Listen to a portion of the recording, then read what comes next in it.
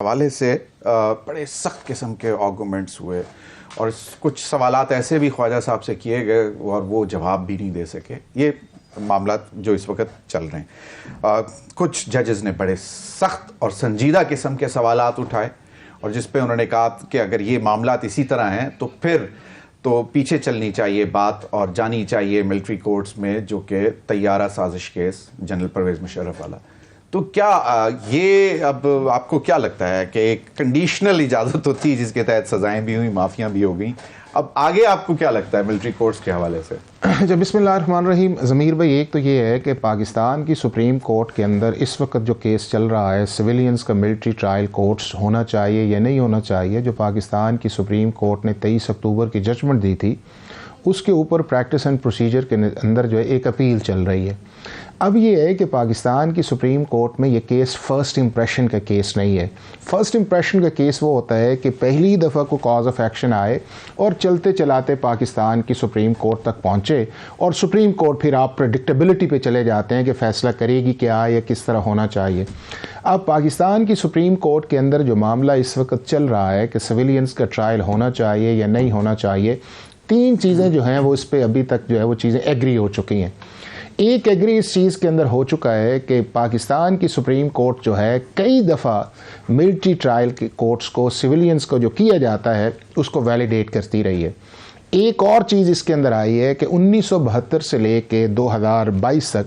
1875 civilians ऐसे हैं जिनके मिलिट्री कोर्ट्स के अंदर ट्रायल हुए और उनमें से 2018 से 2022 तक जो पीटीआई का दौर था 180 सिविलियंस के ट्रायल हुए हैं। और हर बार जब वो जजमेंट हाई कोर्ट या सुप्रीम कोर्ट के अंदर सेंटेंस के तौर पे जाती है तो उसको जो है वो प्रॉपर तरीके से डिस्कस किया जाता है, देखा जाता है, एवेल्युएट किया जाता है और उसके बाद एक फ़ैसला आता है। कभी वो सस्पेंड हो जाती है, कभी सेट असाइड हो जाती है, कभी जो है वो कंफर्म कर दी जाती है। इसमें से 1975 की एक FBLA की जजमेंट है, उसके बाद 1995 की शाहिदा अब्बासी की है, 2007 की मुश्ताक अहमद की है, 2015 की डिस्ट्रिक्ट बार की और एक बड़ी इंपॉर्टेंट जजमेंट जो 2017 की है जो सैयद जमान की है। साहब जो क्वेश्चंस उठाए नहीं, अब क्वेश्चंस मैं चाहूंगा कि हिस्ट्री हमें मालूम है कि पीटीआई के दौर में जो आपने बताया कि ट्रायल भी हुए, सजाएं भी हुई, मैं जो क्वेश्चंस उठाए गए हैं वो ऑलरेडी पाकिस्तान की सुप्रीम कोर्ट ने उनको एड्रेस किया हुआ है इन सारे क्वेश्चंस को। अब आज की जो आप बात करते हैं वो ये है कि जस्टिस नईम अख्तर, एक चैलेंज इस बुनियाद पे किया जा रहा है कि जी जो सिविलियंस का मिलिट्री कोर्ट्स के अंदर ट्रायल है उसके अंदर फेयर ट्रायल का प्रोसेस नहीं है, ड्यू प्रोसेस ऑफ लॉ नहीं है। सही। आज जस्टिस नईम अख्तर अफगान ने कहा कि मैंने एज ए जज ऑफ द हाई कोर्ट जो है मेरे पास जब सेंटेंसेस आई थी तो उसके अंदर मैंने जो देखा है कि आपका क्रिमिनल प्रोसीजर कोड भी अप्लाई होता है, आपका कानून शहादत ऑर्डर भी अप्लाई होता है और वो जो सेंटेंस सुना के जजमेंट दी जाती है उसको भी मेरे चैम्बर्स के अंदर लाया जाता है और वो सारी चीज़ें होती हैं, चार्ज फ्रेम, कॉपीज़, अपनी मर्जी का लॉयर, उसके बाद ये है कि क्रॉस एग्जामिन कर सकते हैं आप 342 की स्टेटमेंट, उसके बाद फिर अपील का भी है, अपील 133 भी हाई कोर्ट। जस्टिस रिजवी ने ये कहा कि जी मैं as a defence council military courts में अंदर आता हूँ और मैंने भी ये ऑब्जर्व किया है कि प्रोसेस वही है जो प्रोसेस फॉलो किया जाता है क्रिमिनल कोर्ट्स के अंदर। और इवन उन्होंने ये कहा कि इन कोर्ट्स के अंदर जो है एक फ्रेंड्स ऑफ कोर्ट होता है कि अगर आपको कोई चीज़ नहीं मिलती तो उसकी जिम्मेदारी होती है कि वो चीज़ें अब आपको कही जाएं। अब तीसरी चीज़ जो इंपॉर्टेंट है वो ये है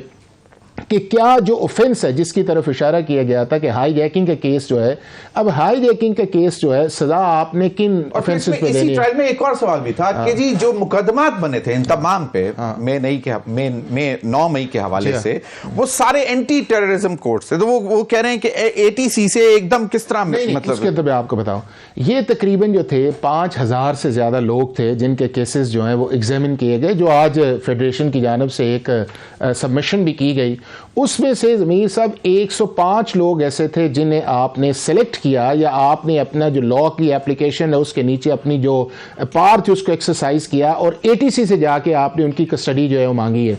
अब उनके अंदर आप देखें कि ये वो लोग हैं जो एक आ जाए कि जिन्होंने हिस्सा लिया, जो मौके पे मौजूद थे, जिन्होंने डिस्ट्रक्शन की और जिन्होंने लॉ की वायलेशंस की। अब यहाँ पे दो चीज़ें, एक चीज़ ये है कि अगर पाकिस्तान की मिलिट्री अथॉरिटीज़ ने एक रिस्ट्रेंट शो किया है कि सारे लोगों की बजाय कुछ लोगों को उसके अंदर डाला है कि जिनका रोल सबसे ज़्यादा वहाँ पे उन्हें नज़र आया है, ये एविडेंस इस लेवल की आई है कि उन्हें ट्राई होना चाहिए, तो उसका ऑब्जेक्टिव एक डेटरेंस। लॉ की एप्लीकेशन तो आप सब पे है ना, हर वो शख्स जो है जो पाकिस्तान आर्मी का रेगुलर एम्प्लॉय नहीं है, उसको सिटीजन पाकिस्तान के में आता है और उसके ऊपर आप मिलिट्री एक्ट अप्लाई कर सकते हैं और आपके आर्टिकल 8 के नीचे प्रोटेक्शन भी है और एक्सक्लूजन भी दिए गए। तो अगर ये सारी चीजें मौजूद हैं और उसको एक पॉलिटिकल नैरेटिव के अंदर जाके लेके जाया गया और उस नैरेटिव के वो सारे प्रोसेस जो है, due process of law, fundamental rights, fair trial जो है,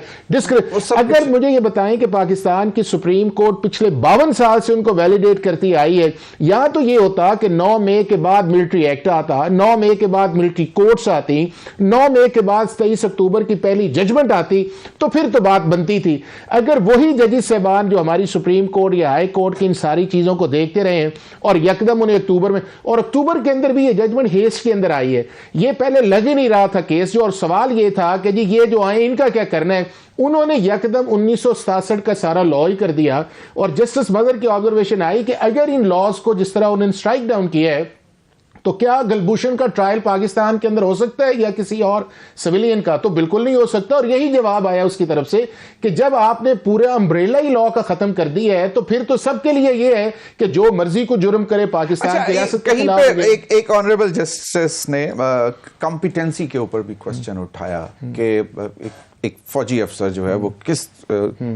is he competent to give an verdict, और वो कहते हैं कि जी जो वहां पे बैठा होता है वो फिर फैसला कहीं और जाता है, फिर वो नहीं, तो जिस पर वो उन्होंने जवाब दिया कि जी जैक ब्रांच बाकायदा सब सारे आर्गुमेंट सबको पहले वो करती है और उसमें लीगल एक्सपर्ट्स बैठे होते हैं सारे। देखें जमीर, एक तो ये है कि इवन जो 23 अक्टूबर की जजमेंट आई है, उन्होंने भी पाकिस्तान की जो मिलिट्री कोर्ट्स की लीगली एस्टैब्लिशमेंट है उसको एक्सेप्ट किया है। और जो आर्गुमेंट एक ये था कि 175 से बियॉन्ड कोर्ट नहीं बननी चाहिए, उसी जज ने जो 4-1 का आया है, उन्होंने कहा है कि 175 के बाद ये अदालत बन सकती है, जो कि पाकिस्तान के आइन के नीचे इसको इजाजत है। अब अगला ये आ गया है कि लेना चाहिए नहीं,